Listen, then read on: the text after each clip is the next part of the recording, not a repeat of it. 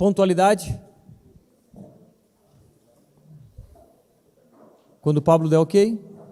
Valendo então? Vamos orar?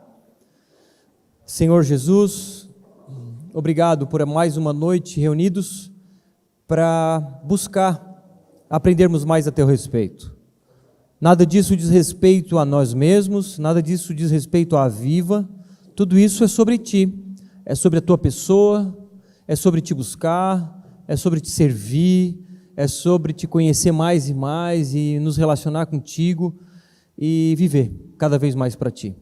Que o teu Espírito Santo conduza essa aula, que a tua graça seja derramada sobre as nossas vidas, que aprendamos não só meramente conteúdo intelectual, mas que os nossos corações sejam impactados pela tua poderosa palavra e transformados em nome de Jesus. Amém. Bora lá, peguem suas apostilas ali. A agenda não é para pegar, a agenda é para os visitantes. Mas arrasta para cima e a gente dá um jeito nisso. Pois bem, irmãos, estamos chegando no nosso nona unidade. Nona aula, desculpa. 8ª unidade. Lembrando que vamos ter 10 unidades, mais 11 aulas. Isso porque a aula de Antigo Testamento a gente teve que fazer em 2, pela quantidade de conteúdo. Espero hoje finalizar o Novo Testamento. E se não finalizar, a gente vai considerar a matéria dada. E vai cair na prova.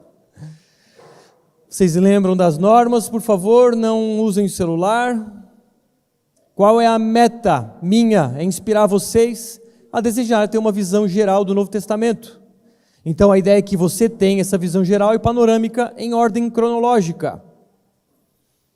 Considerando os nossos três modelos de direção, vamos olhar para trás e perguntar: como tem estado sua vida devocional? Estamos pressupondo que todos têm tido uma vida devocional em dia, porque se você toma o seu café da manhã, como você deve fazer, a não ser que esteja em jejum, você deve tomar o seu café da manhã espiritual, por assim dizer, que é o seu devocional. O cristão precisa de alimento espiritual, do contrário não sobrevive. E agora a pergunta que não quer calar: como Deus tem te usado? Quem vai testemunhar do que Deus tem feito em você ou por meio de você?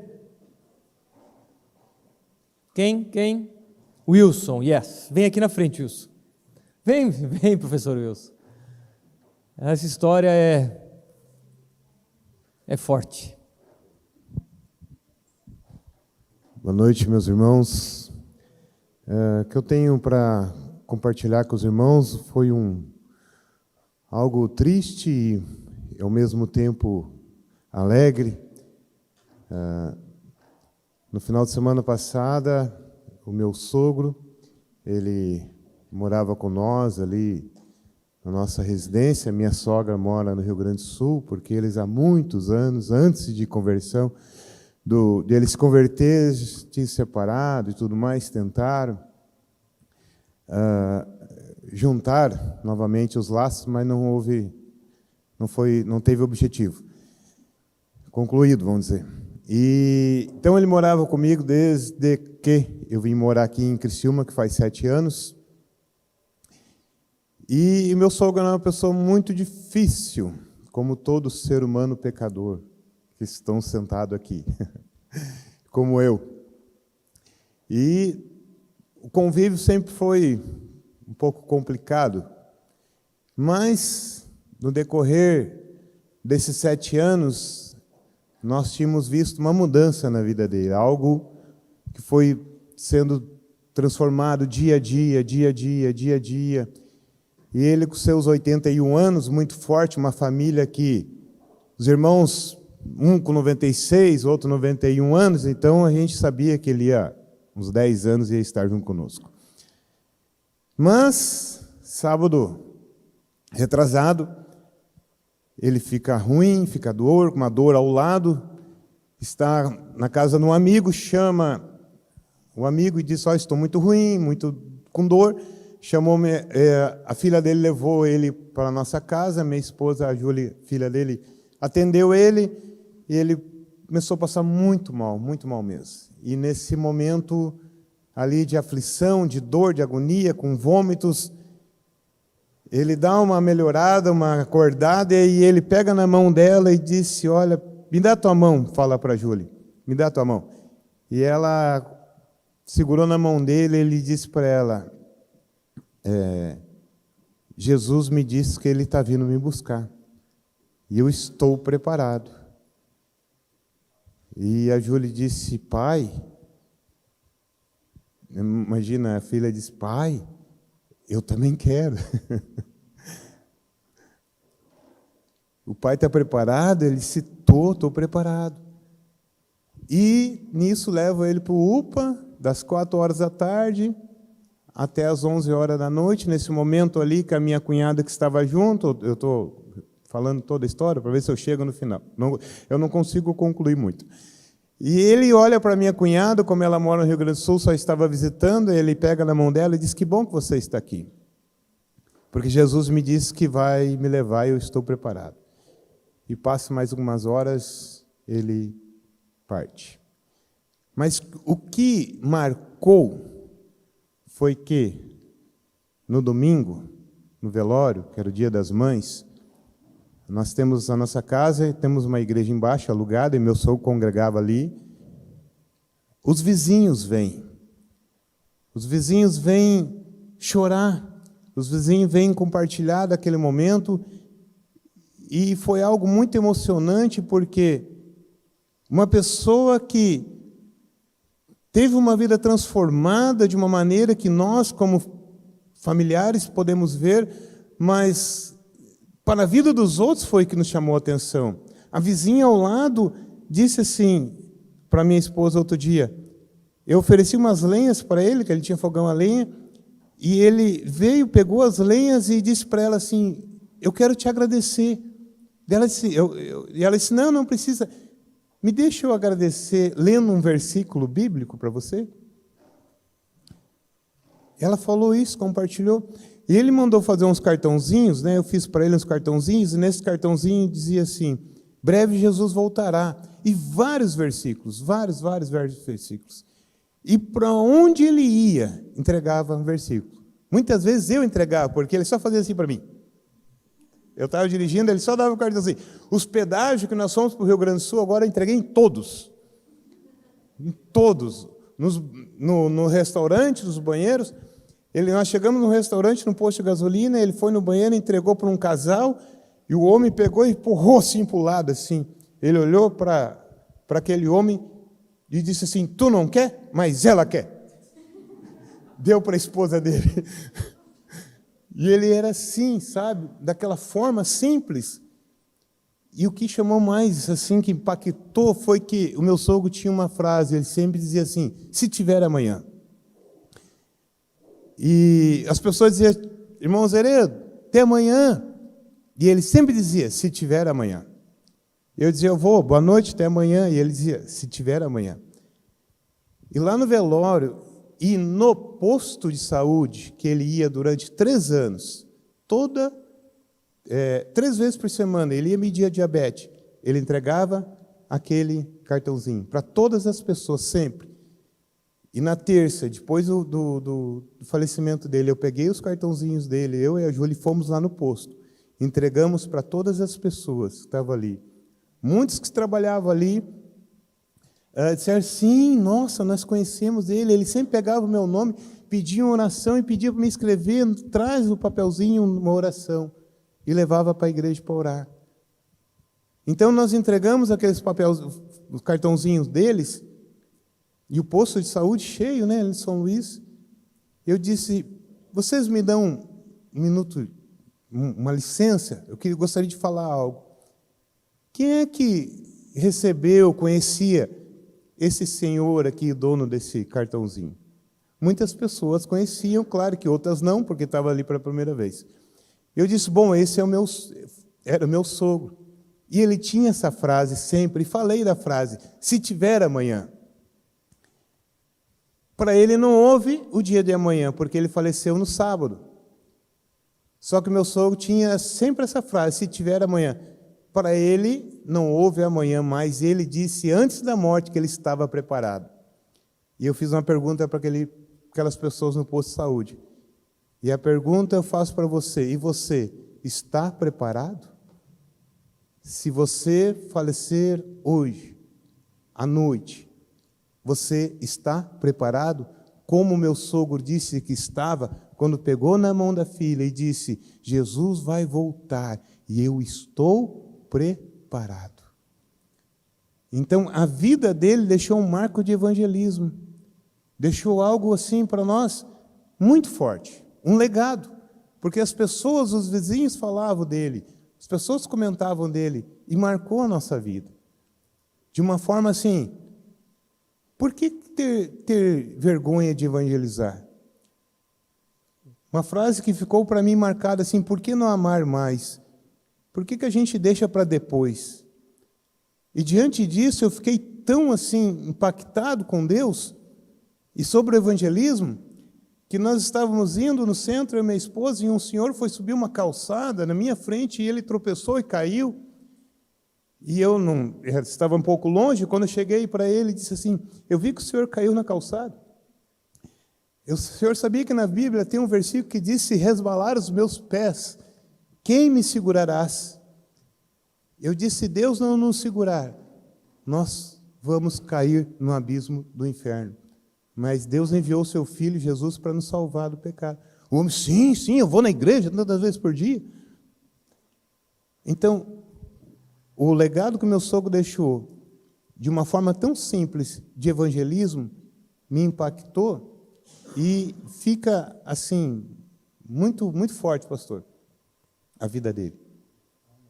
Amém? Eu não paro mais de falar. Glória a Deus. Obrigado, meu.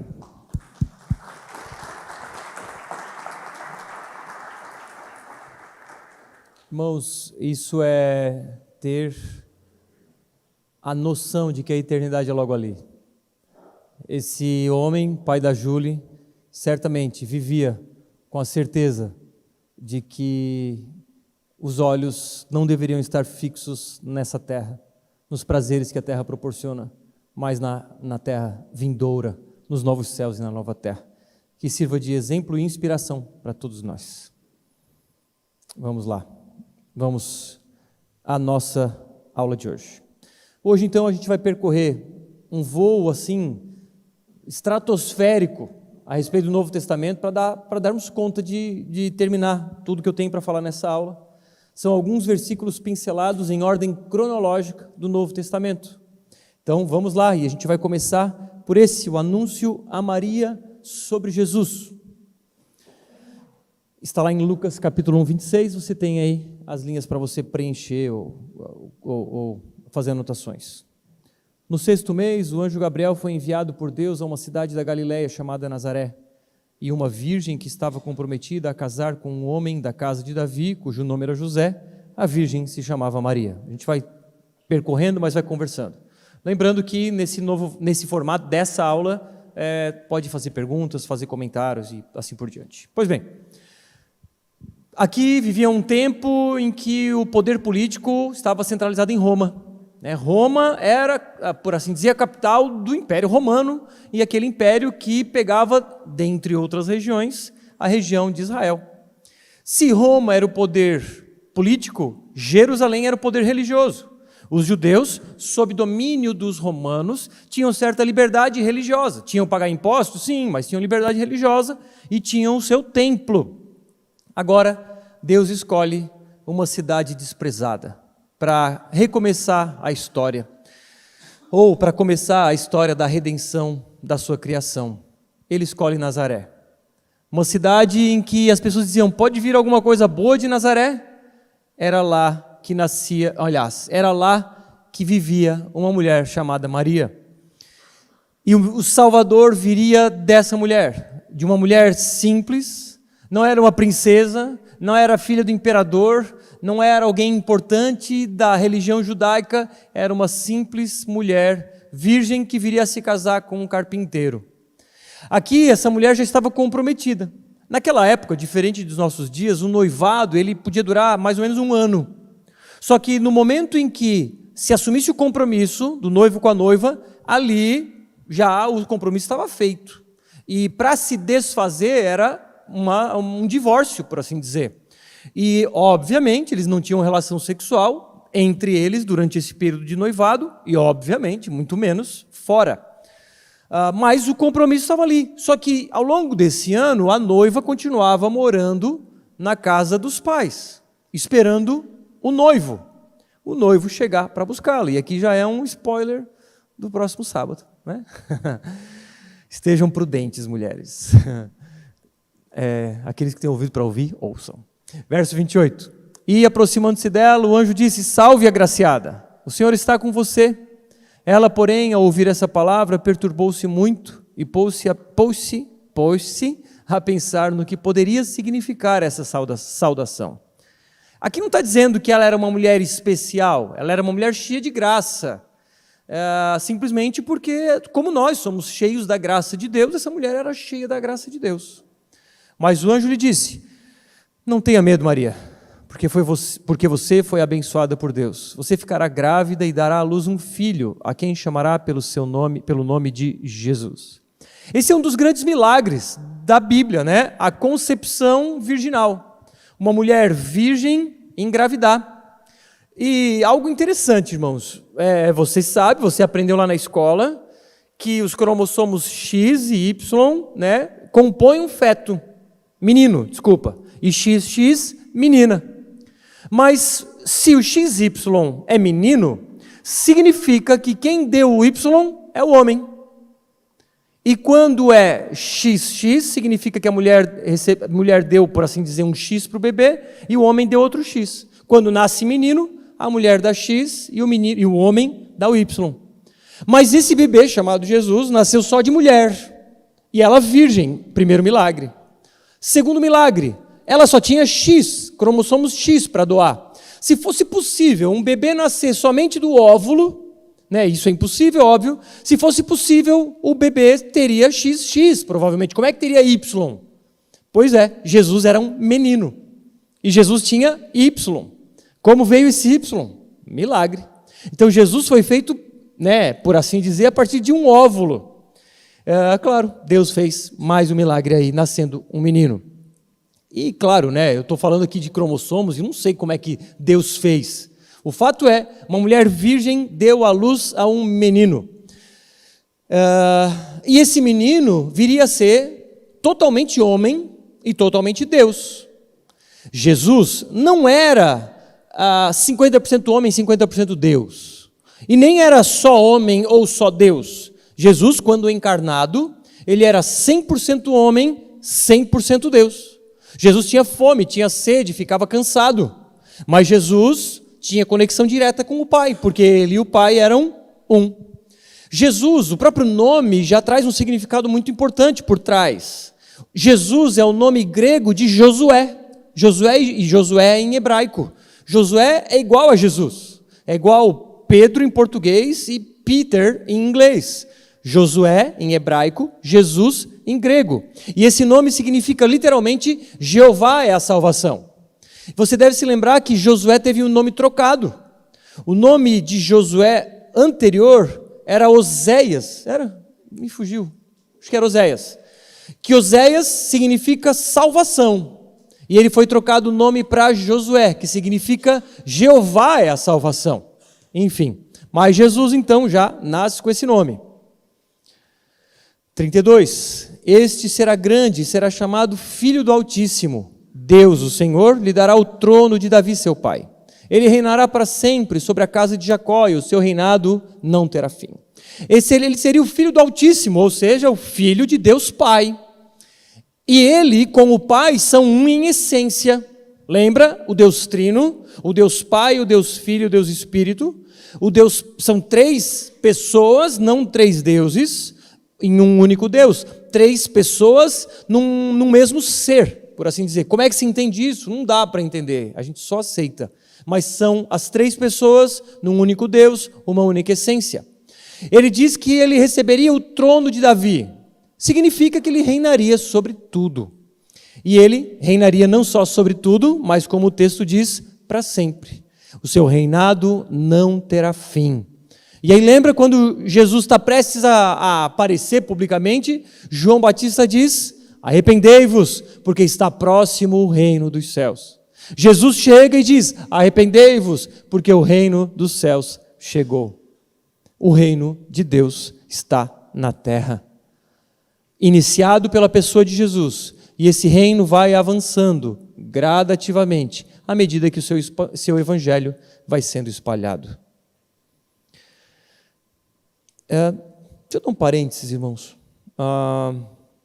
Nós todos sabem, a gente tem uma visão, não uma visão mística, uma visão de para onde estamos caminhando, de que nós pretendemos espalhar igrejas pelo sul do Brasil, pelo sul de Santa Catarina, como um dos focos, mas pelo sul do Brasil inteiro. Por que sul do Brasil? Porque é a região menos alcançada do país. Rio Grande do Sul é o estado menos alcançado. Você sabia que existem mais terreiros de Umbanda no Rio Grande do Sul do que na Bahia? Então, é sinal ruim. E quando vemos as igrejas que tem nos 3 estados, em especial Rio Grande do Sul e Santa Catarina, vemos uma carência de igrejas saudáveis. Existem cidades no Rio Grande do Sul que não tem uma igreja evangélica. E existem cidades no Rio Grande do Sul que não tem um crente computado. Vamos ver no próximo censo. Mas o fato é que é urgente o espalhar do evangelho em todo o sul do Brasil. E nessa sequência, o Rio Grande do Sul é o pior, Santa Catarina é o segundo pior. E nós temos uma visão, então, de espalharmos igrejas por essa região. E a ideia, para você vislumbrar ou visualizar, pense o corpo humano, em que do coração sai uma artéria aorta, uma artéria bem calibrosa, e dali sai sangue arterial para todo o corpo. E cada região do corpo recebe sangue arterial. A ponta dos nossos dedos recebe o que a gente chama de capilares. São vasos sanguíneos minúsculos que chegam até a ponta dos dedos para suprir de oxigênio a ponta dos dedos. E essa visão de capilaridade é a visão que nós temos a respeito do Evangelho. Nós estamos pedindo a Deus por um movimento do Evangelho que vai gerar uma capilaridade do Evangelho, alcançando as regiões mais profundas do sul do Brasil. E na lógica que Deus nos direciona, que é no 4º ano a igreja plantar uma nova igreja, no 5º ano mais uma, no 6º mais uma e assim sucessivamente, ou seja, uma igreja nova por ano, plantada ou auxiliada, por assim dizer, significa que em 10 anos a gente vai ter 18 igrejas. Significa que em 20 anos a gente vai ter 395 igrejas. E eu não estou falando necessariamente sobre 395 avivas. Estou falando sobre 395 igrejas de Jesus Cristo que pregam um genuíno evangelho. E nós estamos nesse movimento. E você faz parte desse movimento de construir 395 igrejas saudáveis e apaixonadas por Jesus nos próximos 20 anos. Por isso que você está aqui sendo treinado. Está vendo como tem sempre uma intenção por trás? Queremos usar você para um plano. Qual é o plano de amanhã? Queremos conquistar o sul do Brasil. É isso que o Pink Cérebro deveriam estar falando. E é sobre isso que nós estamos falando aqui. Queremos conquistar o mundo. Não, Jesus já conquistou. O reino é dele, mas nós queremos avançar esse reino no sul do Brasil. Agora, não só no sul do Brasil. Vocês sabem, uma porta foi aberta lá na Jordânia, fronteira com a Síria. Conhecemos um americano e um casal que já conseguiu o visto para a Síria. Um membro de nossa igreja, chamado Alessandro, já aplicou o visto para a Síria, ainda não recebeu resposta. Nós queremos plantar igreja na Jordânia e na Síria. Você pode fazer parte dessas plantações. Se prepare para uma próxima viagem. Se você tem dons e talentos que possa contribuir nesse sentido, se prepare. Temos contatos lá na região para, de alguma forma, plantarmos igrejas lá na Jordânia e na Síria. E se você quiser ser enviado, para talvez nunca mais voltar, nós estamos cadastrando interessados. Vamos lá? Fecha parênteses dessa visão e espero que você compre essa visão. Não é uma visão mística. Deus não deu um sonho sobre o mapa, não vamos mistificar. Não precisa. A gente simplesmente obedece. Ele diz, vão por todo mundo e façam discípulos de todas as nações.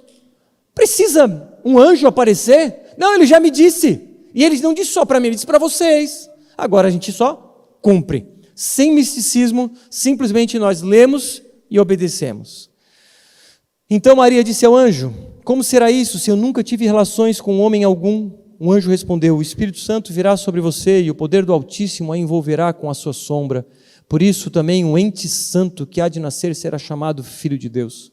O ente santo, aqui ele está querendo dizer que é o único ser humano que entrou no mundo sem herdar o pecado original. Essa é a grande diferença. Porque como ele foi concebido por meio do poder do Espírito Santo a um ventre de uma virgem, significa que ele não foi contaminado, ele é o ente santo, o único na história da humanidade, passada, presente e futura, que nasceu ou nascerá sem pecado, porque ele era o Salvador do mundo, e somente alguém perfeito, somente alguém completamente sem pecado, poderia ser o Salvador do mundo. E agora pense, você pode pensar, mas pode vir alguma coisa boa de Criciúma? Ah, de Criciúma, quem são os caras? Irmãos, não é sobre quem são os caras, é sobre quem é Deus. E Ele pode fazer infinitamente mais daquilo que pedimos ou pensamos. Então, Ele usou uma mulher simples, chamada Maria, lá de Nazaré da Galileia, a 120 quilômetros mais ou menos de Jerusalém.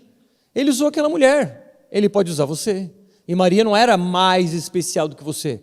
Ela se pôs à disposição para ser o ventre que geraria o Salvador do mundo. Você pode, em alguma medida, participar disso. Aliás, você já está participando. E Isabel, sua parenta, igualmente está grávida, apesar de sua idade avançada, sendo este já o 6º mês de gestação para aquela que diziam ser estéril. Aí aqui é outro milagre, né? Isabel, mãe de João Batista. Porque para Deus não há nada impossível. É impossível para Deus plantar 395 igrejas no sul do Brasil, Jordânia e Síria? É impossível? Não é, porque estamos falando sobre Deus. Agora, se dissesse assim, não, Bruno, vamos pensar se depende só de vocês. Aí é óbvio que não dá.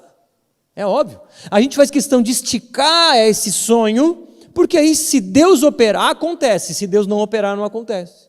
Aí alguém pode dizer, daqui a 20 anos, Bruno, tu falou 395, plantaram só 250. Pensou a gente plantar 250? Então, o número, irmãos, é de menos. O que importa é, vão por todo mundo e façam discípulos. E o resultado disso são igrejas plantadas. Então Maria disse, aqui está a serva do Senhor, que aconteça comigo o que você falou. Então o anjo foi embora.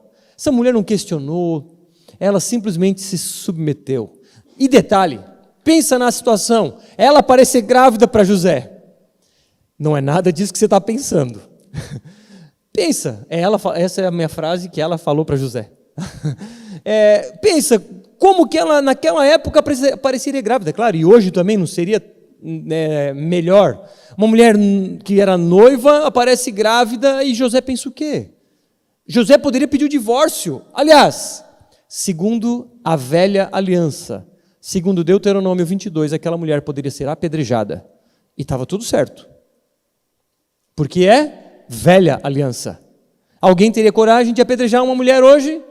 Porque adulterou? É óbvio que não. Jesus, lembra daquele episódio, ele diz, atire a primeira pedra que não tem pecado. Ou seja, na nova aliança, essas regras, essas leis mudaram. O princípio de muitas delas continua, mas na literalidade, elas não existem nesse sentido. Alguém quer falar sobre esse episódio? Maria recebendo a visita do anjo, Jesus sendo concebido, ou Maria sendo concebida pelo poder do Espírito Santo?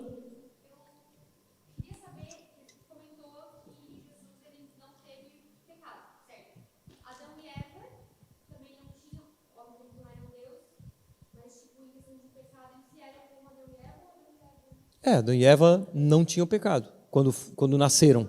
Isso. Mas eles tinham livre-arbítrio. Eles tinham a liberdade para pecar. Eles nasceram perfeitos, no sentido de sem pecado, mas Deus deu a liberdade para eles escolherem. E eles escolheram o pecado. E não coloque a culpa neles, porque qualquer um de nós, no lugar deles, cairia da mesma forma. Não teria. Não creio que ele teria, porque ele é Deus. Então não há possibilidade de haver liberdade para o pecado em Deus. Ele é Deus. Jesus é Deus, né? Foi tentado, mas jamais cairia. É impossível. Isso. Sim. Mas eu não creio que havia nele a possibilidade de pecar, porque isso contradiria a sua natureza, porque a sua natureza é a natureza divina, porque ele é Deus, era Deus, o Deus Filho, o Deus homem e Deus Filho naquele momento. Alguém mais? Uhum.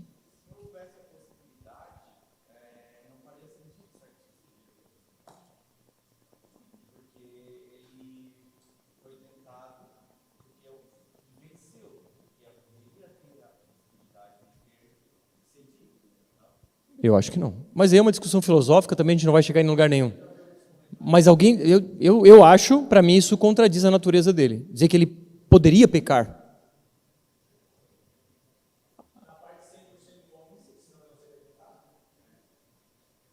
Então havia o risco, havia alguma possibilidade de ele pecar?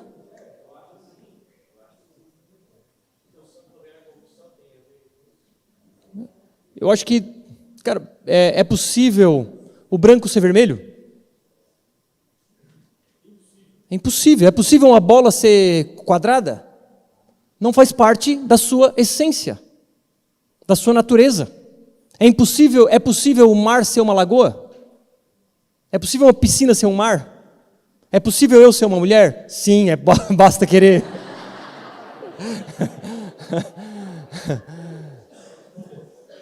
Enfim, é uma discussão filosófica que também a gente não vai gerar muito fruto a respeito disso. Ninguém vai perder a salvação por pensar algo, eu acho. Não vai. Vamos lá. Sim.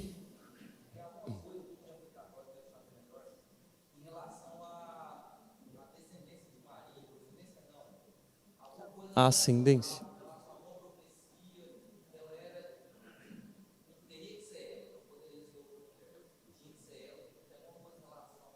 Eu vou falar de uma sequência de profecias que tinham que se encaixar e ela era descendente, ela vinha da linha de Davi, né? Então, se tinha exatamente que ser ela, não podia ser outra mulher dessa mesma descendência, eu não sei dizer.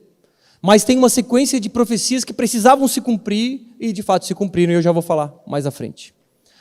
Então Jesus nasceu.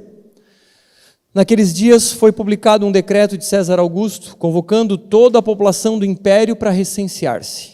Este primeiro recenseamento foi feito quando Quirino era governador da Síria. Então, César Augusto era imperador de Roma. Esse cara era sobrinho neto de Júlio César, um grande e famoso imperador que foi assassinado em 44 a.C. Nesse recenseamento, o povo judeu faz uma aliança, um juramento de lealdade com o imperador. Então, eles vão cumprir esse recenseamento. E por que se faziam novos censos? Para fazer pesquisas, como o censo faz hoje? Não. Era para cobrar imposto de quem tinha nascido, de quem produzia. Assim como era para saber quem fazia parte para recrutar para o serviço militar. Todos iam alistar-se, cada um à sua própria cidade. José também saiu da Galileia, da cidade de Nazaré, e foi para a Judeia, até a cidade de Davi, chamada Belém, por ser ele da casa da família de Davi. Aí é aqui que vem essa profecia. Então, José era também da descendência de Davi, e para isso ele precisou ir a Belém. Olha só. Aqui temos Nazaré, na região da Galileia. Eu gosto muito de olhar mapas porque as coisas fazem muito sentido quando a gente lê as Escrituras. Gostaria de ir nessa região, quem sabe um dia vamos lá.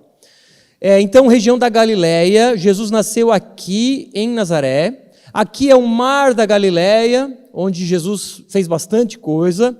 Aqui é o rio Jordão, que desemboca no Mar Morto, aquele cheio de sal que a gente flutua.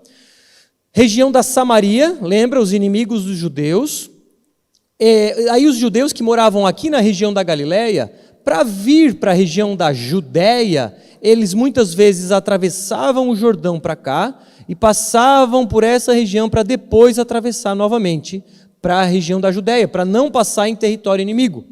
Então, José e Maria saíram de Nazaré, como José era da família de Davi, da descendência de Davi, e Davi era da tribo de Judá. A tribo de Judá ficava nessa região, por isso que aqui se chama Judeia. Lembra? Eles saem do cativeiro babilônico e só sobram 2 tribos. Quais eram as tribos que sobraram? Judá e Benjamim. As 2 tribos. E parte da tribo dos desculpa, me fugiu o nome, dos levitas, né? Porque tinham sacerdotes também. Então, essas 2 tribos, 2,5, por assim dizer, sobraram e eles formaram a região da Judeia. Região da Samaria, e todo aqui para norte, eram as outras tribos que foram dispersas. Porque quem é que invadiu a região norte e destruiu o reino do norte? Os assírios, não os sírios. Os sírios eram outro povo. E quem é que levou esse povo do sul para o cativeiro? Nabucodonosor, para a Babilônia, para essa região. Ok, então eles tiveram que percorrer mais de 120 quilômetros, talvez passaram o rio Jordão para cá e voltaram. Montanhas da Judeia, essa é uma região montanhosa. Agora imagine, Maria estava no 9º mês de gravidez. Coloque-se no lugar. Provavelmente época, quer dizer, não sei se provavelmente, mas talvez quente, mas também pode ser frio, e é bem fria a região, chega às vezes a nevar. Ou no calor, imagine o sol escaldante, andar 120 quilômetros, talvez no lombo de animais. Daí fica fácil, não fica nada fácil. Poeira, não tinha asfalto, não tinha concreto, era na estrada de chão. Água não era fácil, comida não era fácil. Aos 9 meses, essa mulher percorre essa distância. Aí aqui se cumpria a profecia, então, que eu ia dizer. E eu tenho aqui anotado alguns pontos. O Messias deveria ser a semente da mulher. Gênesis 3,15. Ele deveria vir da tribo de Judá. Gênesis 49:10. Da família de Davi. 2 Samuel 7, 1-17. Nascido de uma virgem.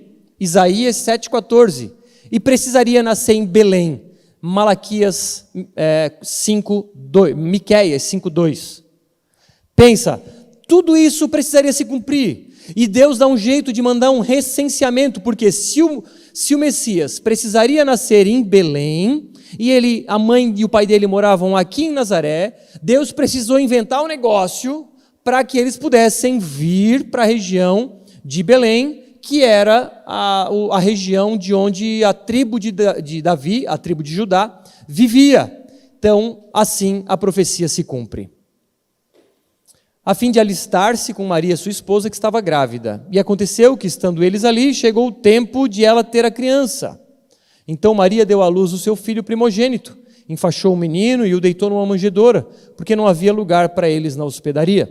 Por conta do recenseamento, Belém estava cheia de peregrinos, cheia de gente, não tinha mais espaço nas hospedarias. Então eles precisaram encontrar uma manjedoura, um tipo de estábulo.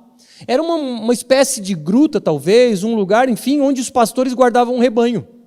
Irmãos, se hoje naquela região é comum ter pastores de ovelha, pastores de camelo, dromedário, andando nas ruas, imagina naquela época. Eram muitos animais, certamente muitos pastores, e eles na noite guardavam o seu rebanho. E o Salvador do mundo então nasce numa manjedoura. Ele não nasce num palácio do imperador, ele não nasce no templo judaico, ele nasce longe dos holofotes políticos e dos holofotes religiosos. Com a manjedoura, Israel, o povo eleito de Deus, deu as boas-vindas ao Messias e com a cruz despediu-se dele da forma mais infame. O nosso Senhor se humilhou e ele não nasceu em berço esplêndido, ele nasceu de forma humilde. E a maior humilhação dele provavelmente sequer foi a cruz, mas foi o próprio Deus se destituir de sua glória e se fazer igual à sua criação. Alguma dúvida ou opinião ou contribuição para essa passagem?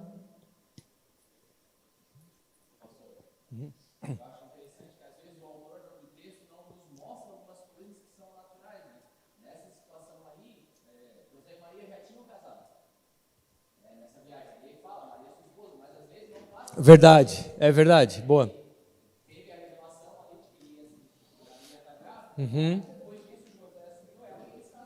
Verdade. Isso. Bem observado. É bem interessante fazer esses exercícios, irmãos, de pegar as coisas do texto. Isso vai nos dando um faro assim aguçado de pegar as coisas, que não é um mistério. Não, está ali, está nas entrelinhas. Mas isso traz boas informações para a gente. Alguém mais?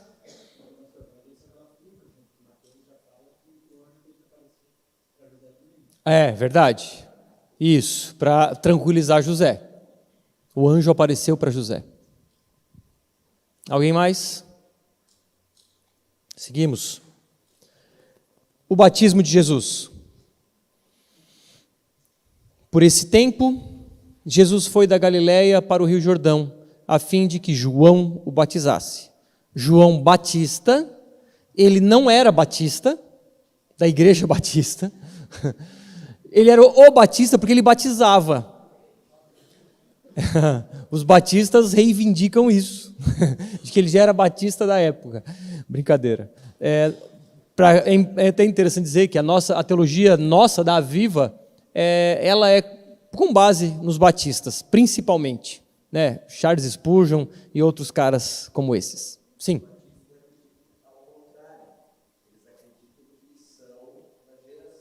Claro, eu sei, estou brincando. A gente é de Jesus. Então vamos lá. O batismo de João era um batismo precursor, um batismo que simbolizava arrependimento. Lembra? João Batista então fazia o batismo de arrependimento. E era um símbolo, o ritual em si não tinha poder, mas era um símbolo de transformação, um símbolo de arrependimento. Interessante aqui olhar no mapa onde era essa região. Então, vamos lá, recapitula aqui. Galileia, o Mar da Galileia, lá em cima o Monte Hermon, bem no alto, que derrete neve e faz esse... aqui é interessante, irmãos. O Monte Hermon, também no verão, quente, ventos quentes descem desse monte e geram grandes tempestades no Mar da Galileia. E percebe que é chamado de mar, mas na verdade é um grande lago. Jesus acalma a tempestade quando fala tempestade, que eles estavam pescando, Pedro pescando, tanto antes de Jesus quanto depois da ressurreição de Jesus, tudo acontece aqui, nesse grande lago chamado de mar, por conta do seu tamanho. Mas os ventos quentes que descem os ventos frios do Monte Hermon se chocam com os ventos quentes da região, enfim, daquela região do seu entorno, e geram grandes tempestades, ondas de 2 metros de altura, até mesmo, num grande lago. Então vem o Rio Jordão, e aqui nessa região, perto de Jerusalém, é onde Jesus foi batizado. Segundo consta a história, aqui é o local de batismo de Jesus. Era aqui que João Batista batizava. É interessante que alguém pode dizer, mas espera aí, é muito fácil, hoje, 2000 anos, dizer, Jesus se batizava aqui. Mas é impressionante que em torno desse lugar, eu não lembro quantas de cabeça, mas se eu não me engano, existem 7 grandes igrejas cristãs. Uma igreja batista, batista não, estou brincando, acho que tem uma igreja batista. Enfim, 7 grandes templos que existem há séculos. E esse lugar é muito longe de qualquer cidade, hoje, imagina na época. Então, por que há séculos atrás se colocariam igrejas naquela região? Muito provavelmente porque tinha algo muito importante ali. Então, chegaram à conclusão que, de fato, Jesus foi batizado nesse lugar. Agora, o rio não passa mais aí. Você sabe que às vezes acontecem tempestades e o rio muda o curso. Até o Rio da Veneza já mudou, não é, Ana? Então, o Rio Jordão também mudou, a gente está falando em 2000 anos. Se na nossa história o Rio da Veneza já mudou de lugar, por que não o Rio Jordão não mudaria? Enfim, ele mudou. E agora o Rio Jordão passa por aqui. Este lugar, essa foto de onde estamos vendo, percebe uma igreja lá no fundo, esse é o lado jordaniano. Detalhe, este lugar aqui não fica em Israel.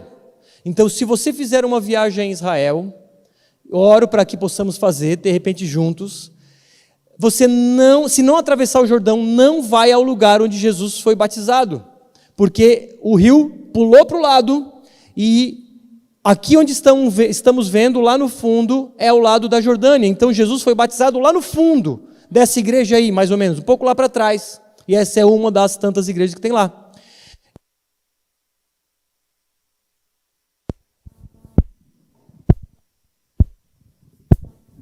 Alô? É perceptível que o lado jordaniano não é muito...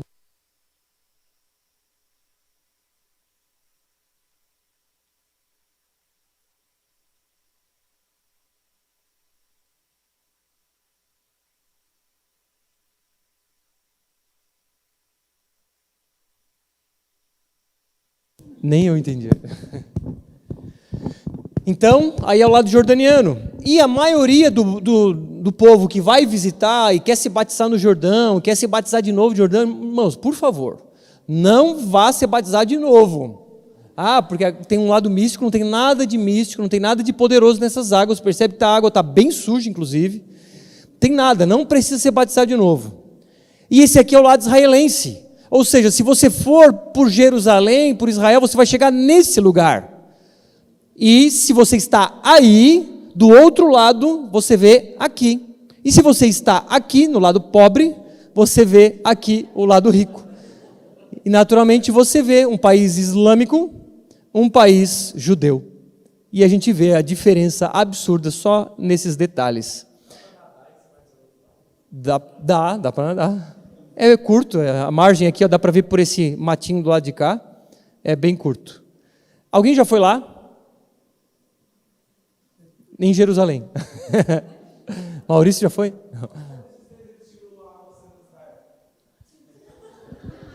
É aqui mesmo.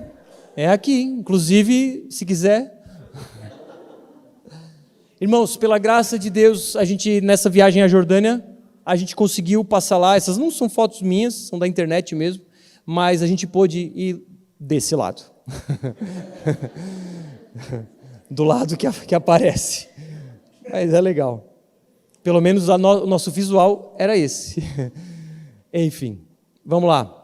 Então, Jesus estava aqui sendo batizado, João Batista estava batizando aqui. Não tinha essa catuta aí, né?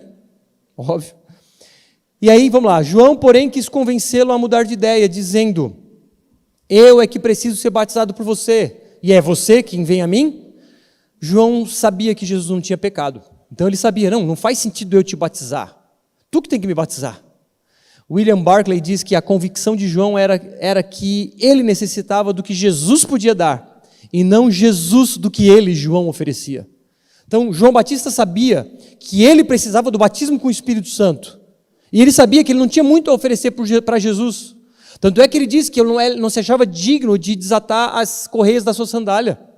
Mas Jesus disse que precisava ser batizado. E Jesus precisava ser batizado para que se identificasse com o povo que ele salvaria. Então Jesus respondeu: deixe por enquanto, porque assim nos convém cumprir toda a justiça. Então ele concordou. Então Jesus se identificaria com o povo que ele salvaria. E ao identificar-se com o seu povo, ele levaria o nosso lugar. Ele levaria o nosso pecado. Então ele precisou se identificar com a gente, sendo batizado, para sobre si levar a ira de Deus que deveria cair em nós, mas caiu nele. Submetendo-se ao batismo, Jesus estava aceitando o seu destino. Como membro de seu povo e parte da humanidade, ele toma sobre si os pecados deles, e no batismo ele os atira sobre si com santa ira, dedicando-se ao mesmo tempo à sua santa vocação. Depois de batizado, Jesus logo saiu da água, e eis que os céus se abriram, e ele viu o Espírito de Deus descendo como pomba, vindo sobre ele. E eis que uma voz dos céus dizia: este é o meu Filho amado, em quem me agrado. O que esses dois versos se assemelham aos dois primeiros versos de Gênesis?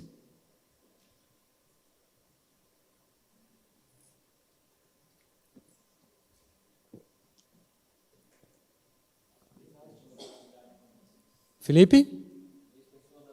Aí, hein? É isso aí. Jesus, o Espírito de Deus descendo como pomba, e a voz de Deus dizendo: Filho amado, em quem me agrado. A Trindade estava aqui. tanto quanto lá em Gênesis capítulo 1, versos 1 e 2. Exato. Então, irmãos, perceba que para encontrar algo na Bíblia, aquilo não precisa estar com um nome. O nome Trindade foi dado, né? É um termo teológico, mas é muito evidente que as três pessoas da Trindade estavam lá. E a gente vai ver ao longo da Bíblia que as três pessoas são santas. E ora algum atributo é dado a uma pessoa, ora é dado a outro, e somando tudo, chega-se à conclusão de que os três são um. Aqui então vemos o Pai identificando o Filho, derramando o Espírito de Deus sobre ele. Agora, claro, os três são um. Não é que ele precisava, agora o Espírito Santo estava habitando dentro dele. É mais uma espécie de instrumentalização pública, de que a partir dali começaria o seu ministério propriamente dito. Ali era a aprovação pública, o Pai dizendo: esse é o meu Filho amado, em quem eu me agrado. É uma identificação pública, e aqui a própria Trindade. Alguém quer comentar algo sobre o batismo de Jesus?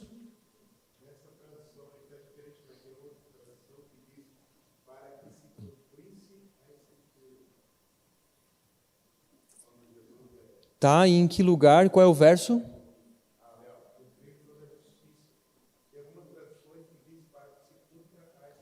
Entendi.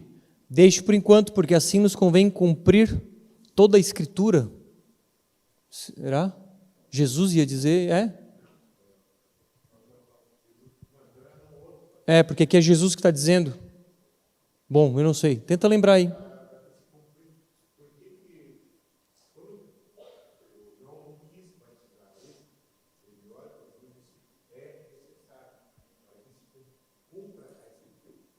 Eu não me lembro.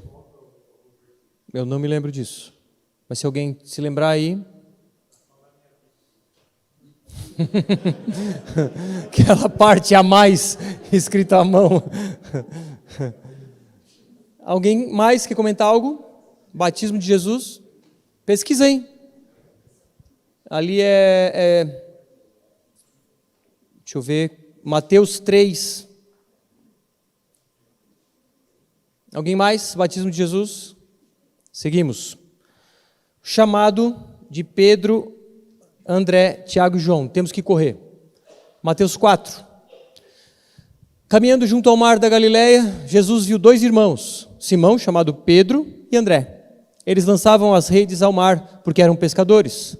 Então, o mar é esse aqui, o mar da Galileia, bem longe de Jerusalém. Pedro, então, que era um pescador, vinha se tornar um grande líder. E é interessante notar que em Lucas, quando Lucas descreve essa história, ele diz que André, o irmão de Pedro, levou Pedro até Jesus. Jesus lhes disse: venham comigo e eu os farei pescadores de gente. Então eles deixaram imediatamente as redes e os seguiram. Esses homens foram capturados pela graça, pela rede da graça. Eles não titubearam, eles simplesmente deixaram. E a gente vê, então Jesus está chamando esses homens de pescadores para serem pescadores de pessoas. E é interessante que essa metáfora de pescador, ela até traz algumas lições para nós. Pescar um peixe exige paciência, mas também exige intencionalidade, jogar a rede e esperar.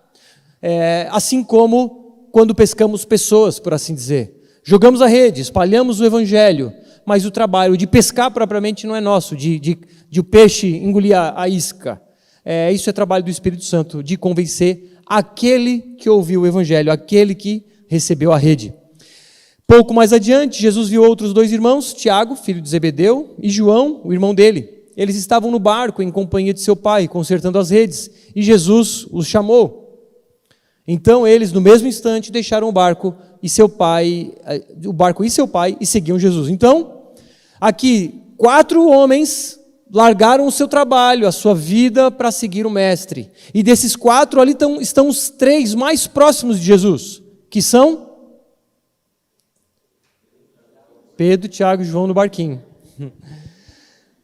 Esse é o chamado eficaz de Jesus, irmãos. Vocês estão aqui não porque vocês escolheram, mas porque Ele vos escolheu, ou Ele nos escolheu. Lembra? Jesus disse: não foram vocês que me escolheram, eu escolhi a vós. Esse é o chamado eficaz. Jesus no Getsemane. Então agora, não vou falar sobre a vida inteira de Jesus, seu ministério, e você conhece muitas das histórias, e Jesus faz diversos milagres em diversas regiões, e muitas coisas acontecem, e agora chega a hora da agonia. Marcos 14. Então foram a um lugar chamado Getsemane. Getsemane significa prensa de azeite, porque é um monte, e lá eu infelizmente não fui. Ninguém foi para Israel? Jerusalém? Ninguém? Vamos orar para Deus nos dar essa oportunidade. Como é? Vamos marcar? Então, lá é um monte com várias oliveiras, e você sabe, a azeitona, o fruto da oliveira, é esmagado para tirar azeite. Tanto quanto aquelas azeitonas eram esmagadas, Jesus foi esmagado nesse dia. Ali Jesus disse aos seus discípulos: sentem-se aqui enquanto eu vou orar. E levando consigo Pedro, Tiago e João, os 3 mais próximos, começou a sentir-se tomado de pavor e de angústia. A humanidade de Jesus, cheio de pavor e angústia. E lhes disse: a minha alma está profundamente triste até a morte. Fiquem aqui e vigiem. E adiantando-se um pouco, prostrou-se em terra e orava para que, se possível, lhe fosse poupada aquela hora. A alma de Jesus estava profundamente triste até a morte. E essa expressão de Jesus denota que ele estava dominado por um horror que o fazia tremer diante da terrível perspectiva à sua frente. Foi nesse lagar de azeite, onde as azeitonas eram esmagadas, que Jesus experimentou a mais intensa agonia. Ali ele travou uma luta de sangrento suor. Ali, o eterno Deus feito carne, dobrou sua fonte com o rosto em terra, orou com forte clamor e lágrimas. Ali, o bendito Filho de Deus rendeu-se incondicionalmente à vontade do Pai, para remir um povo por meio do seu sangue. Ali, ele foi transpassado, esmagado e moído pelos nossos pecados. Seu corpo foi golpeado, seu suor transformou-se em sangue. Esse homem, Jesus, tamanha agonia, suou sangue. A própria ciência explica que isso é possível. A agonia que vinha sobre ele era sobre a hora que estava por vir. E ele diz: se possível, lhe fosse poupada aquela hora. Essa era a oração dele para o Pai. E dizia: Abba, Pai, tudo te é possível, passa de mim esse cálice, porém não seja o que eu quero, e sim o que tu queres. E voltando, achou-os dormindo e disse a Pedro: Simão, você está dormindo? Não consegue vigiar nem por uma hora? Jesus então, na sua oração, ele diz: eu determino que esse cálice seja passado de mim. Foi isso? Ele disse: Pai, tudo é possível, se possível, afasta de mim esse cálice. Que cálice era esse? O cálice da ira de Deus. Por que ele não bateu o pé, gritou e repreendeu?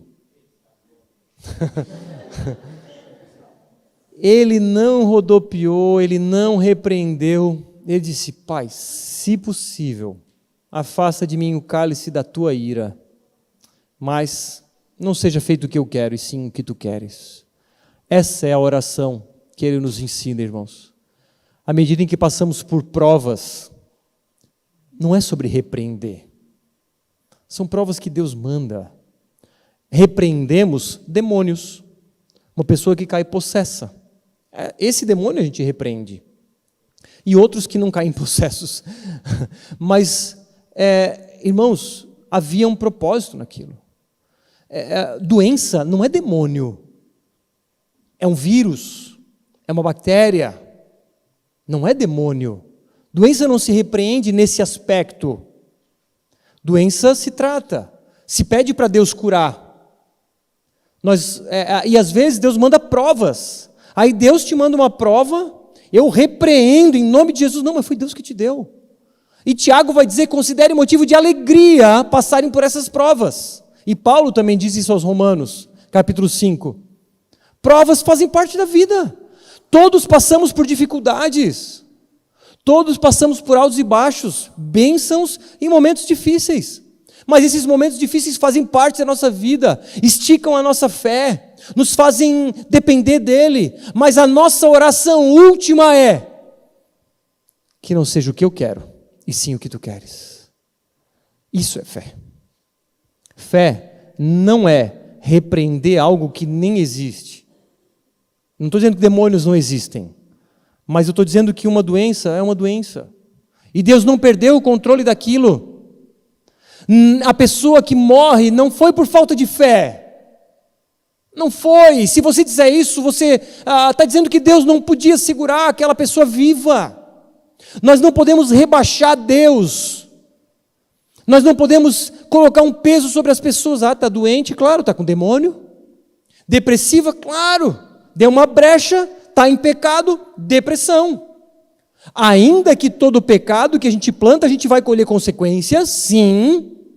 Ainda que sim, em alguma medida a depressão pode ter influência de pecado, pode ter influência de setas malignas, mas por favor, não coloque um peso sobre os ombros daquele que sofre. Às vezes, alguém que não consegue sair da cama, alguém vai conversar com aquela pessoa e termina de jogar uma pá de cal. A pessoa não consegue sair da cama e vem dizer, claro, está em pecado, qual foi a brecha? Confessa. Sabe quem fez isso? Os amigos de Jó.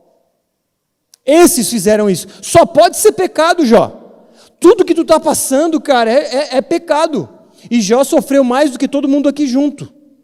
E os amigos dizendo, confessa, Jó, é pecado. E Jó desesperado, Senhor, por que eu passo por isso? E Deus, não vimos na aula passada ou retrasada, eu não lembro, Deus não responde as perguntas de Jó. Deus faz 70 perguntas retóricas para Jó, como, por exemplo, Jó, onde tu estavas quando eu lançava os fundamentos da terra? Querendo dizer para Jó, eu sou soberano, e tudo que tu estás passando, inclusive a doença que está sobre a tua pele, em alguma medida, diabo estava envolvido, mas sob a ordem de quem? Deus. Então não adiantava Jó repreender, e não tem trecho nenhum, e Jó batendo o pé no chão, gritando, eu repreendo em nome de Jesus. Existe trechos dizendo Jó dizendo, agora Deus, eu te conheço, porque agora eu ando contigo, e agora eu sei que tudo podes, porque em meio à prova, Jó aprendeu a lição, ele aprendeu a descansar em Deus, ele aprendeu a confiar em Deus. E o diabo, Lutero vai dizer, é o cachorrinho na coleira de Deus.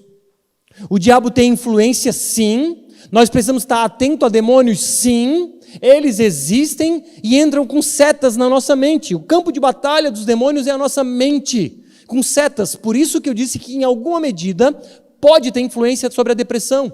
Mas depressão é uma doença físico-química que precisa ser tratada. Problemas emocionais que precisam ser tratados, às vezes com medicamento, e está tudo certo. Faz parte do processo. Não podemos dizer que tudo é demônio. Satanás está lá dizendo, dessa vez não fui eu. Enfim. Mas o ponto é que Deus, sim, é soberano sobre todas as coisas. E Jesus diz, se possível, afasta de mim esse cálice, mas que seja feita a tua vontade. E Jesus não estava com medo da dor física. Vocês acham que Jesus estava preocupado com uma coroa de espinhos? Com os cravos nas mãos e pés, ainda que ele tenha sentido dor, porque ele era homem, a preocupação dele era receber sobre ele o peso dos nossos pecados. E por conta disso, a ira de Deus. Vigiem e orem para que não caiam em tentação. O espírito, na verdade, está pronto, mas a carne é fraca. Pedro, Tiago e João dormiram quando eram para estar vigiando. E Jesus diz, não parem de orar. Isso aqui só mostra que em todo tempo, nós não podemos parar de orar. Retirando-se de novo, orou, repetindo as mesmas palavras, e voltando, achou-os outra vez dormindo, porque os olhos deles estavam pesados, e não sabiam o que lhe responder. E quando voltou pela terceira vez, Jesus lhes disse, vocês ainda estão dormindo e descansando, basta, chegou a hora, o Filho do Homem está sendo entregue nas mãos dos pecadores, levantem-se, vamos embora, eis que o traidor se aproxima. Pedro, Tiago e João dormem, não se mantêm vigilantes em oração, e Jesus dá esse chacoalhão neles, mas pelo jeito não adiantou, nós vimos que logo em seguida Pedro vem a negar. Talvez tenha ajudado com João, João se manteve ali firme. Alguém quer comentar algo desse trecho? Segue. Jesus e Tomé. Aqui, quando o testemunha de Jeová bater na sua porta, um trecho é aquele ali de Mateus, do batismo de João, você vai mostrar a trindade ali para ele, e esse é outro trecho que você vai mostrar que Jesus é Deus. Tomé, um dos 12, chamado Dídimo, não estava com eles quando Jesus veio. Então os outros discípulos disseram a Tomé: vimos o Senhor. Mas ele respondeu: se eu não vir os sinais dos pregos nas mãos dele, ali não puser o dedo e não puser a minha mão do lado dele, de modo nenhum acreditarei. Tomé não acreditou nos relatos dos irmãos, ele não tinha compreendido o ensinamento de Jesus, ele queria ver para crer. Esse é o nosso problema muitas vezes, irmãos. Nós queremos ver para crer. E o convite que Deus nos faz por meio de sua palavra é que vivamos pela fé e não por vista. Passados 8 dias, os discípulos de Jesus estavam outra vez reunidos e Tomé estava com eles. E estando a portas trancadas, Jesus veio, pôs-se no meio deles e disse: que a paz esteja com vocês. Jesus tinha cópia da chave? Não, ele entrou, porque ele estava ressurreto, com um corpo glorioso, que a gente não sabe explicar ao certo o que se trata. Mas ele passou as paredes. Logo disse a Tomé: põe aqui, Tomé, o seu dedo e veja as minhas mãos. Estenda também a sua mão e põe aqui do meu lado. Não seja incrédulo, mas crente. Ao que Tomé respondeu: Senhor meu e Deus meu. Tomé reconheceu que Jesus era Deus. Aí eu falei para vocês, nesses dias, 2 mulheres, senhoras, passaram lá em casa, testemunhas de Jeová, e eu disse: abra a sua Bíblia, leia esse trecho. Aí ela leu: Senhor meu e Deus meu. Tomé chamou Jesus de quê? Senhor meu e Deus meu. Deus? Tá bom. E aí deixei elas irem embora.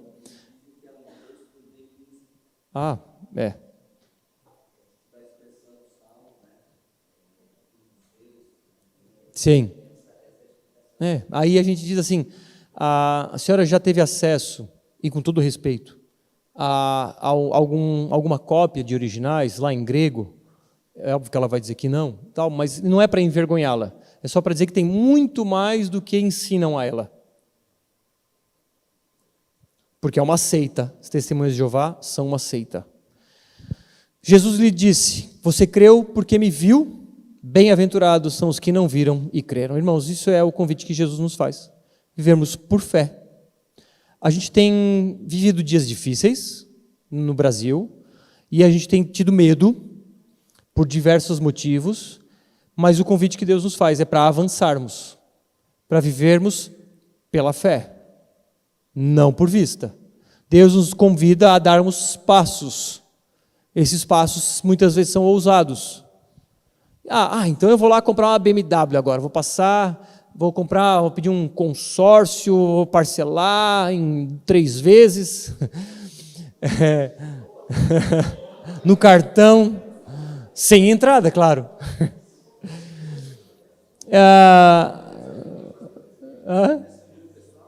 Testemunho, não vai dar tempo, desculpa. O meu, tu está dizendo? É o meu testemunho, amanhã eu apareço de BMW. Então, irmãos, o ponto não é fé sobre conquistas pessoais nesse sentido, irmãos. Não misture as coisas, a não ser que essa BMW tenha um propósito no reino de Deus. Mas não...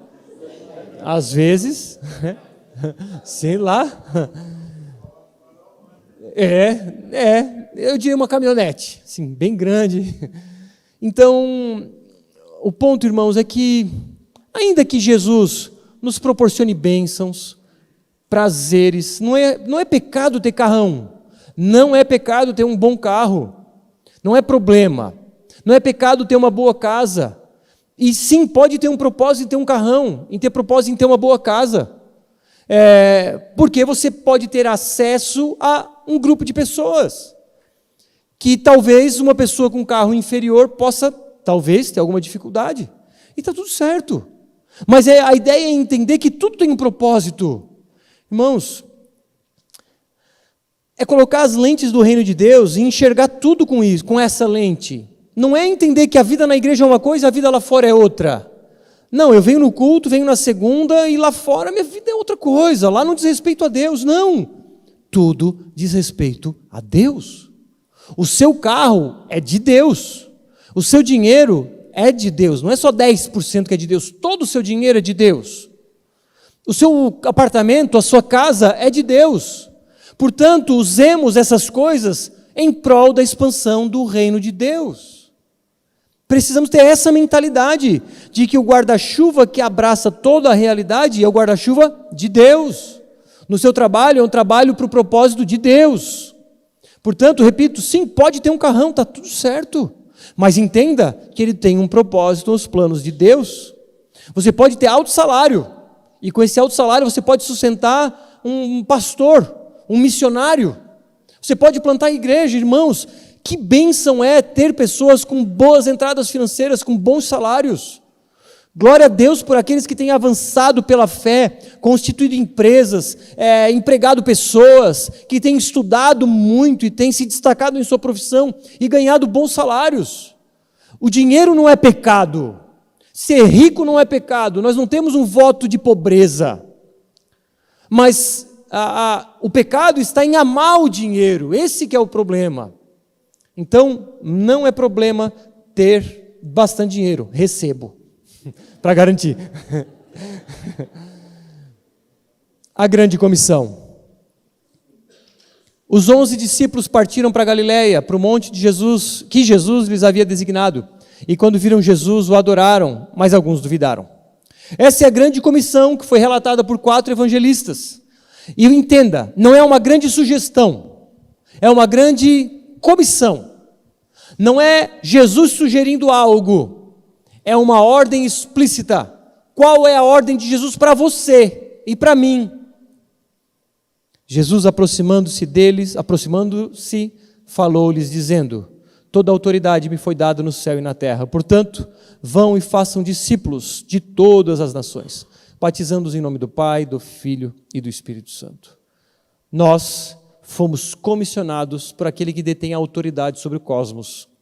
E a ordem é que façamos discípulos de todas as nações. Na antiga aliança, judeu se relacionava só com judeu, não tinha um ímpeto de buscar pessoas de outras nacionalidades e etnias. Agora o jogo virou. Agora na nova aliança, eu e você que está aí sentado ou aí em casa, você foi chamado para fazer discípulo. É uma ordem para todos os discípulos de Jesus. Como é que se faz discípulo? 2 passos. O primeiro deles, evangelismo, vocês aprenderam. O segundo deles, de alguma forma instruir aquela pessoa. Para quê? Ensinando-os a guardar todas as coisas que tenho ordenado a vocês. E eis que estou com vocês todos os dias até o fim dos tempos. Não é sobre encher a igreja, não é sobre ter uma mega igreja, mas é sobre ensinar a guardar todas as coisas. E outro detalhe, não é sobre ensinar conteúdo, é sobre ensinar a guardar. Tem uma implicação prática. Não é sobre ensinar teologia. Pode ensinar teologia, mas que haja transformação do coração e mudança na vida prática. Por isso que a gente ilustra mente, coração e mão. A mente recebe a informação, coração é transformado e a mão simboliza a ação prática. Todos somos chamados a sermos discípulos de Jesus e a fazermos discípulos para Jesus. Pense, você tem feito discípulos para Jesus? Se a resposta é não, isso significa que você está em pecado. Percebe a seriedade do negócio? Se você não está cumprindo a grande comissão, você está em pecado. Percebe que pecado também é omissão? Não fazer aquilo que nos foi ordenado é pecado. Então, não evangelizar e não cuidar de pessoas para que elas se tornem parecidas com Jesus é pecado. E aí, alguém vem dizer para mim, né, é comum em aconselhamento, Bruno, eu estou com um problema aqui. Eu digo, experimente tirar os olhos do seu problema e fazer discípulos para Jesus. Não, Bruno, eu tenho que resolver meu problema, tu não está entendendo. Não, eu estou entendendo. É que Jesus diz, buscai o reino de Deus e a sua justiça, e as demais coisas serão acrescentadas. A solução para o seu problema é fazer discípulos para Jesus. Não, Bruno, eu vou tirar os olhos do meu problema para arrumar o problema dos outros. É isso aí. Quando eu tiro os olhos dos meus problemas para cuidar dos problemas do outro, por algum motivo milagroso, os meus problemas se resolvem. Quem tem experimentado isso, pode falar. E eu posso falar. Experimente tirar os olhos dos seus problemas e focar nos outros. É um contrassenso, aparentemente. Eu tenho que resolver um problema e eu abro mão daquilo para resolver o problema do outro. O meu problema se resolve. Exemplo. Eu costumo fazer a aula para dar à noite na segunda ao longo do dia. Normalmente de manhã, ela está pronta. E eu gosto de fazer ela no dia para que esteja bem fresquinho o conteúdo. E hoje de manhã foi muito louco. Meu WhatsApp parecia, sei lá o que parecia. E eu fiquei boa parte da manhã resolvendo coisas, conversando com pessoas. E eu perguntei para ela, no meio-dia, levando ela para o trabalho atribulado, porque eu ainda tinha uma conversa com o casal no começo da tarde, às 2 da tarde. Como é que eu vou dar conta? Mas eu tinha marcado, eu não podia espaçar mais, adiar, etc. E eu fui, e foi uma conversa maravilhosa, não era para tratar de problemas, foi muito boa, uma conversa que fluiu por 1h30 e poderia fluir por mais um bom tempo. Eu disse, eu preciso ir, eles disseram, não, fique mais. Eu disse, não, eu preciso ir, preciso fazer aula. Mas, irmãos, deixa eu ver, 1h30, 2h, 3h30, quando eu sentei para terminar a aula, que ainda faltava bastante, eu teria 1h30 para fazer, eu devo ter feito em 40 minutos. O que eu estou querendo dizer com isso? Por algum motivo, em alguma medida, Deus me capacitou a acelerar o processo. Eu estou falando de uma coisa muito pequena, mas só para ilustrar o que eu vivi hoje, que à medida em que eu me preocupo com alguém, Deus se preocupa comigo, por assim dizer. Eu me preocupo com o problema de alguém, o meu problema é resolvido. Essa é a lógica do Evangelho. É morrer para que o outro possa viver. E no fim das contas, o beneficiado sou eu. Porque aquele que morreu na cruz se beneficiou da sua própria morte. Porque em sua morte a sua noiva foi santificada. E ele tem a alegria de ter para si a noiva santa. Portanto, no seu sacrifício, que nós fomos beneficiados, ele foi beneficiado por conta da alegria que lhe estava proposta, é o que a Bíblia diz. Quando fazemos o mesmo, há uma alegria. Até porque Jesus diz, é melhor dar do que receber. Mas o fato é que, quando eu busco o reino de Deus e a sua justiça em primeiro lugar, as demais coisas serão acrescentadas. Pentecostes. Então Jesus subiu e desce o Espírito. Ao cumprir-se o dia de Pentecostes, estavam todos reunidos no mesmo lugar. De repente veio do céu um vento impetuoso. É isso? O que veio do céu? Um som. Um som, não soprou o vento, não faça assim, não faça, nem no microfone. Não é o Espírito Santo, é um sopro. E apareceram distribuídas entre eles fogo. Foi fogo que apareceu? Não, foram línguas, como se fosse fogo, como de fogo. O que é isso? Não sei. As quais pousaram sobre cada um deles. Todos ficaram cheios do Espírito Santo e começaram a falar línguas estranhas. É isso? Línguas estranhas. Há Bíblias que traduzem desse jeito. Por favor, esqueça essa tradução. Porque não eram línguas estranhas que se falavam, nem a língua do rocochô, nem a do rabatá. Não. Eram línguas, segundo o Espírito lhes concedia que falassem. Olha só. Estavam morando em Jerusalém judeus, homens piedosos, vindos de todas as nações debaixo do céu, de todas as nações que falavam outras línguas. Assim, quando se fez ouvir aquela voz, afluiu a multidão, que foi tomado de perplexidade, porque cada um os ouvia falar na sua própria língua. Era uma língua, um idioma que estava sendo falado. Estavam atônitos e se admiravam, dizendo, vejam, não são galileus todos esses aí que estão falando? Não é gente simples, pescador, que nunca estudou outra língua? Eles estão falando e a gente consegue entender, e a gente é de outra nacionalidade. Então, como os ouvimos falar, cada um em nossa própria língua materna. Somos partos, medos, elamitas e naturais da Mesopotâmia, Judéia, Capadócia, Ponto e Ásia, da Frígia, da Panfilha, do Egito e das regiões da Líbia, nas imediações de Cirene, e romanos que aqui residem, tanto judeus quanto prosélitos, cretenses e árabes, como os ouvimos falar sobre as grandezas de Deus em nossas próprias línguas. Percebe quando a gente lê o texto com atenção, o que salta aos nossos olhos, o mistério? Que não tem mistério nenhum.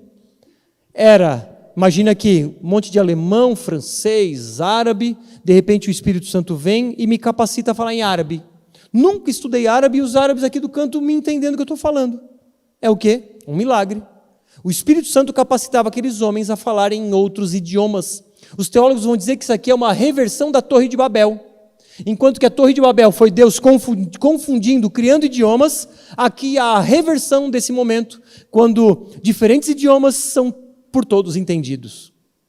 Eu penso nesse momento como um momento de ordem também, né? Não como a gente vê de outro provavelmente era isso, tu falando italiano com italiano, o Diego lá falando alemão com alemão. Bem provável. Não tinha rodopio. Não tinha coisas do gênero.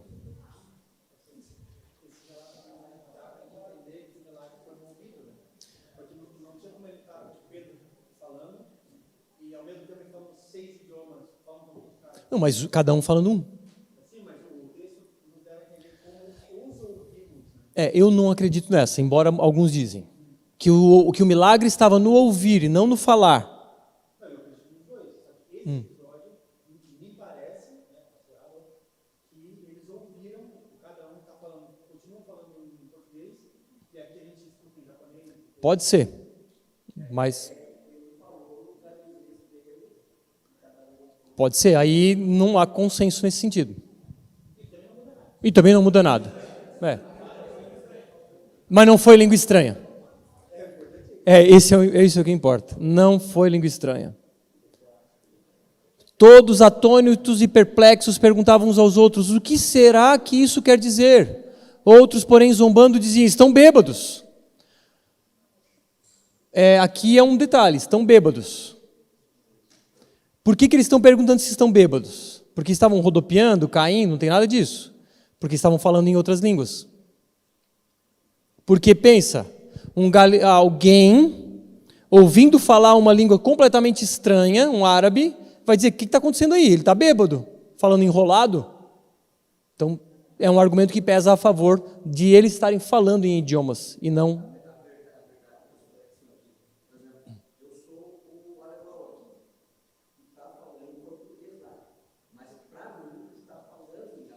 Não, eu entendi.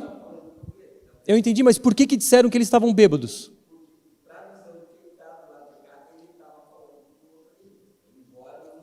Quem? Para quem? Mas não diz quem é que está dizendo isso.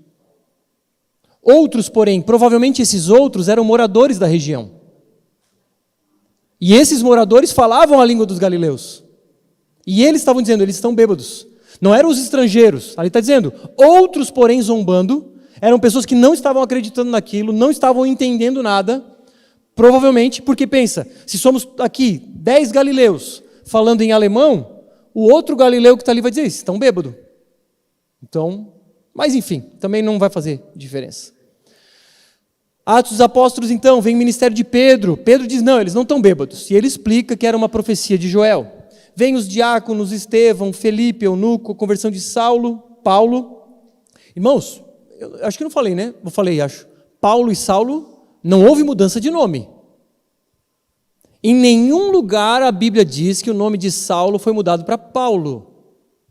Acontece que Saulo era o nome hebreu dele. Paulo era o nome romano dele. Porque ele era cidadão romano. Então o Pedro é o Peter. Pedro no Brasil e Peter nos Estados Unidos. Paulo, sendo cidadão romano, também era Paulo por conta da cidadania romana. E Saulo é Saul, é o mesmo nome. Carta de Tiago. Tiago capítulo 2. Tiago foi provavelmente a primeira. Meus irmãos, qual é o proveito se alguém disser que tem fé, mas não tiver obras? Será que essa fé pode salvá-lo? Olha só, salvação é pela fé, pela graça mediante a fé, 100% certo. Mas, se alguém disser que tem fé e não tem obras, será que essa fé pode salvá-lo? Se um irmão ou irmã estiverem com falta de roupa e necessitando do alimento diário, e um de vocês lhes disser: vão em paz, tratem de se aquecer e de se alimentar bem, mas não lhe dão o necessário para o corpo, qual é o proveito disso? Assim também a fé, se não tiver obras, por si só é morta.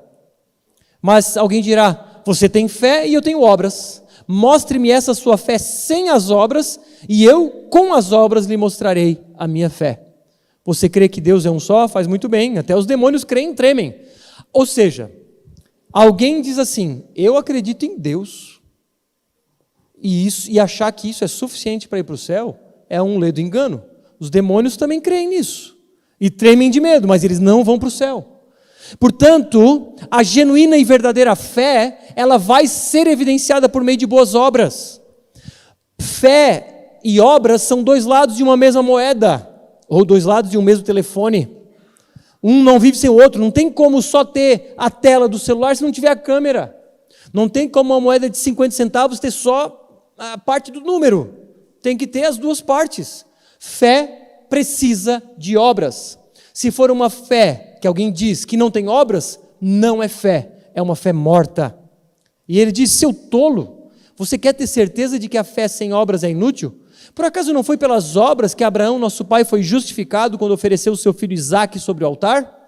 Você percebe que a fé operava juntamente com as suas obras e que foi pelas obras que a fé se consumou. Enfim, fé e obras são dois lados de uma mesma moeda. Um precisa vir acompanhado do outro. Se você diz que tem fé, você pode recitar os versos que for, você pode ser o maior teólogo da história. Se essa teologia não vier acompanhada de boas obras, de frutos, essa fé é vã. Carta de Paulo aos Efésios, para corroborar com tudo isso. Pela graça vocês são salvos, mediante a fé. Isso não vem de vocês, é dom de Deus. Não de obras para que ninguém se glorie. Ou seja, salvação não é mérito, é um presente de Deus, tanto o recebimento quanto a manutenção. Pois somos feitura dele, criados em Cristo Jesus para as boas obras. Criados para boas obras. E se não vivemos nelas, estamos em pecado. E se não estamos fazendo discípulos, não estamos cumprindo essas obras que ele preparou de antemão para que vivêssemos nelas. Aqui eu pulei para Efésios 4, quero um detalhe para vocês. E ele mesmo concedeu uns para apóstolos, outros para profetas, outros para evangelistas, outros para pastores e mestres, com vistas ao aperfeiçoamento dos santos para o desempenho de seu serviço para a edificação do corpo de Cristo. Qual é o papel do pastor na igreja? Fazer tudo? Não. É aperfeiçoar os santos, vocês, para o desempenho do seu serviço ou ministério para a edificação do corpo de Cristo. O meu papel é equipar vocês para que vocês façam a obra do ministério, para a edificação do corpo. Uma igreja que depende só do pastor está em pecado. O pastor não está cumprindo o seu papel. O seu papel não é cuidar de tudo. O seu papel é equipar pessoas para que elas façam o trabalho. Claro, ele também faz o trabalho. Mas o seu papel é fazer o serviço de edificar o corpo de Cristo. Por isso que você está aqui. Você respondeu ao chamado de permitir ser equipado, de permitir ser aperfeiçoado para o ministério. E aí o resultado disso é o quê? Vida prática, vida de serviço. Carta de Paulo aos Coríntios. E ainda que eu distribua todos os meus bens entre os pobres e ainda entregue o meu próprio corpo para ser queimado, se não tiver amor, isso nada me adiantará. Ou seja, também não adianta só servir. Então não adianta só crer certo, não adianta só fazer certo, precisa fazer pelos motivos certos. É o que os teólogos vão chamar de ortodoxia, ortopraxia, ortopatia. Ortodoxia, saber o certo. Ortopraxia, fazer o certo. Ortopatia, sentir ou ter a motivação certa. Então é sobre saber o que é certo, sobre fazer o que é certo e sobre ter as motivações corretas para fazê-lo. Gálatas, eu já vou encerrar daqui a pouquinho, irmãos. Pedi 5 minutos de vocês. Gálatas insensatos. Quem foi que os enfeitiçou? Não foi diante dos olhos de vocês que Jesus Cristo foi exposto como crucificado? Quero apenas saber isso. Vocês receberam o Espírito pelas obras da lei ou pela pregação da fé? Paulo está indignado aqui. Será que vocês são tão insensatos que, tendo começado no Espírito, agora querem se aperfeiçoar na carne? Será que vocês sofreram tantas coisas em vão? Se é que na verdade foram em vão. Aquele que lhes concede o Espírito e que opera milagres entre vocês, será que ele o faz pelas obras da lei ou pela pregação da fé? Irmãos, não tente acrescentar nada. Você não conquista nada. Nós recebemos de presente, pela graça, a salvação. Você não só não precisa acrescentar, quanto você não pode. Aqui os judaizantes estavam dizendo, não, tudo bem, é Jesus, é o Espírito Santo, mas tem que se circuncidar, mas tem que guardar os dias santos, mas tem a dieta alimentar, não tem mais. É Jesus e pronto. Jesus é a única e exclusiva. Jesus nos é suficiente. É a suficiência de Cristo. Nada pode ser acrescentado. Se você disser lá no céu, na porta, diante de Pedro, eu tenho para te apresentar aqui o sangue de Cristo e todas essas coisas boas aqui que eu fiz para me ser permitido entrar no céu. Ele vai dizer, me desculpa, tem coisa a mais aí. Não são as nossas boas obras que nos fazem merecer o céu, ainda que haja o galardão, ainda que haja uma recompensa eterna. Isso é bíblico, mas nada disso acrescenta um tijolinho a mais na sua casa no céu. Romanos 3:9. Aqui eu só quero dizer que, irmãos, não diga que tem algo bom que te faça escolher por Jesus. Não há nada de bom na gente. Ele disse, vamos lá, 9. Que se conclui? Temos nós alguma vantagem? Ele está dizendo, o judeu tem alguma vantagem em relação ao gentio? Não, de forma nenhuma. Pois já temos demonstrado que todos, tanto judeus quanto gregos, estamos debaixo do pecado. Como está escrito, não há um justo, nenhum sequer. Não há quem entenda, não há quem busque a Deus. Todos se desviaram e juntamente se tornaram inúteis. Não há quem faça o bem, nenhum sequer. Essa é a doutrina da depravação total, de que todos nascem contaminados pelo pecado e não há um bem sequer em nós, a não ser aquele que a própria graça de Deus opera em nossas vidas. E Hebreus 8. E eu finalizo aqui. Porque se aquela primeira aliança tivesse sido sem defeito, a velha aliança, de maneira alguma estaria sendo buscado lugar para alguma segunda aliança. E de fato, repreendendo-os, diz, eis aí vem dias, diz o Senhor, e firmarei nova aliança com a casa de Israel e com a casa de Judá. Aliança, um pacto instituído por Deus, um pacto instituído pelo soberano, que ele mesmo define os termos. Qual é a velha aliança? Aquela instituída com Moisés no Sinai, uma aliança condicional, uma aliança de bênção para quem era obediente e de maldição para quem era desobediente. Uma regra clara, obedeceu, recebe bênção, desobedeceu, recebe maldição. Uma aliança, como eu disse, condicional. Era condicional porque dependia do comportamento do povo. Por que o povo foi para o cativeiro? Pecado, idolatria, maldição, por assim dizer, da parte de Deus. Porque aquela aliança, baseada na lei de Moisés, resumida nos 10 mandamentos, era o que marcava a velha aliança. Agora, ele diz que ela tinha um defeito. Não porque ela era mal feita. O defeito estava no povo em conseguir obedecer. Ninguém na história toda conseguiu obedecer 100% da lei de Moisés. Eram cerca de 603 mandamentos. E ninguém conseguiria obedecer todos em todo o tempo. Não segundo a aliança que fiz com os seus pais, no dia em que os tomei pela mão para os tirar da terra do Egito. Lembra lá no Monte Sinai, junto com Moisés? Pois eles não continuaram na minha aliança, e eu não dei atenção a eles, diz o Senhor. Porque essa é a aliança que farei com a casa de Israel.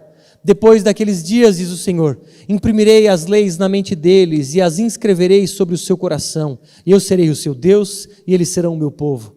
Enquanto que a velha aliança estava cravada em tábuas de pedra, os 10 mandamentos, a nova aliança está cravada no nosso coração. Ela já havia sido prometida por Jeremias, séculos antes. Em Jeremias 31, está lá a declaração da nova aliança que viria sobre o seu povo. A casa de Israel, ele diz aqui, a casa de Israel e a casa de Judá, tem a ver com os dois reinos, né, em algum momento divididos, lá na época de Jeremias. Mas o ponto é que agora o povo de Deus não é mais o judeu. O povo de Deus é a igreja de Jesus. Nós somos o seu povo, a sua amada noiva.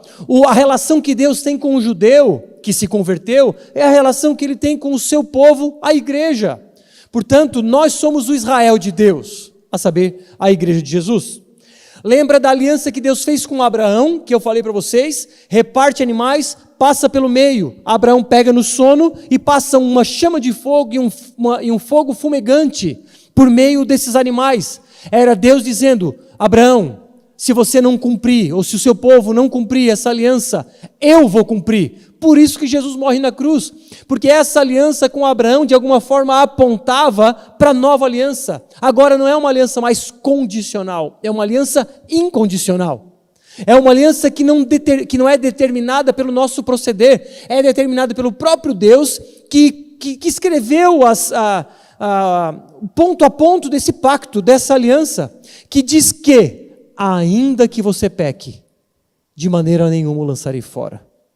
Que diz que, por mais que tentem te tirar da minha mão, de nenhuma forma te perderei.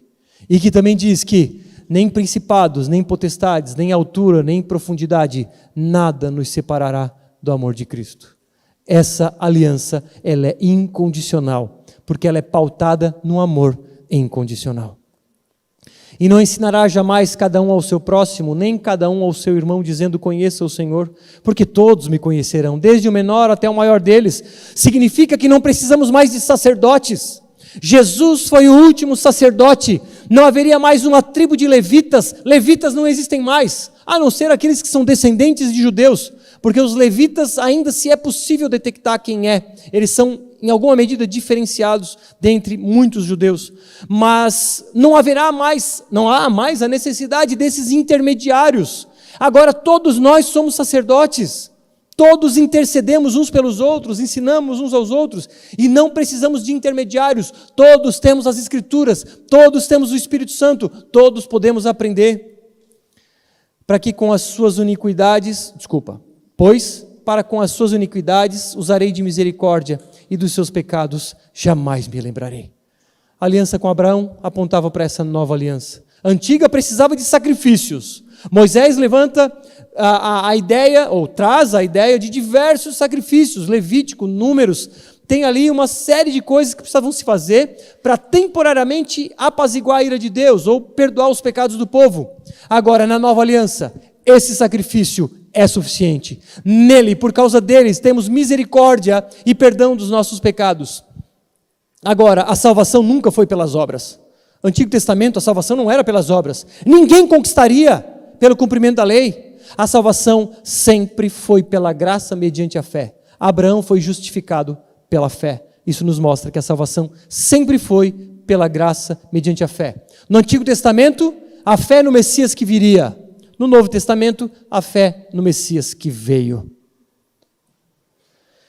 Quando ele diz nova aliança, torna antiquada a primeira. Ora, aquilo que se torna antiquado e envelhecido está prestes a desaparecer. Pois é, a antiga aliança desapareceu definitivamente no ano 66 depois de Cristo, quando o templo foi destruído pelos romanos.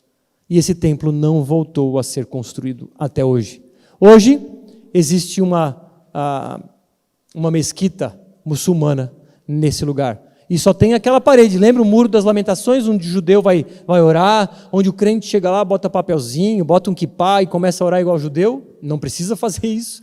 Vai lá, naquele lugar, espero que possamos ir, vamos orar naquele lugar, mas não tem nada místico nesse sentido. Mas enfim, aquele é o muro que restou do templo, que no ano 66 foi destruído. E essa carta aqui dos Hebreus, que ninguém sabe ao certo quem escreveu, foi provavelmente escrita entre o ano 60 e 62 depois de Cristo. Ou seja, 6 a 4 anos depois ele dizer que a antiga aliança não existiria mais, o templo haveria de ser destruído. Portanto, com o templo destruído não há mais sacrifício de animais. E eles estão querendo construir o terceiro templo, não sei quando, nem se será possível. Continue com seus devocionais. Procure um mini grupo. Permita ser usado pelo Espírito Santo. Vamos orar. Obrigado, Senhor, pela Tua palavra que nos ensina, nos edifica e nos torna parecidos contigo. Que tudo aquilo que aprendemos hoje seja colocado em prática para a glória do Teu nome. Que o Teu Espírito Santo nos leve em segurança para casa e que tenhamos uma noite de sono restaurador e amanhã um dia abençoado como instrumentos da tua vontade, em nome de Jesus. Amém. Mais 2 aulas apenas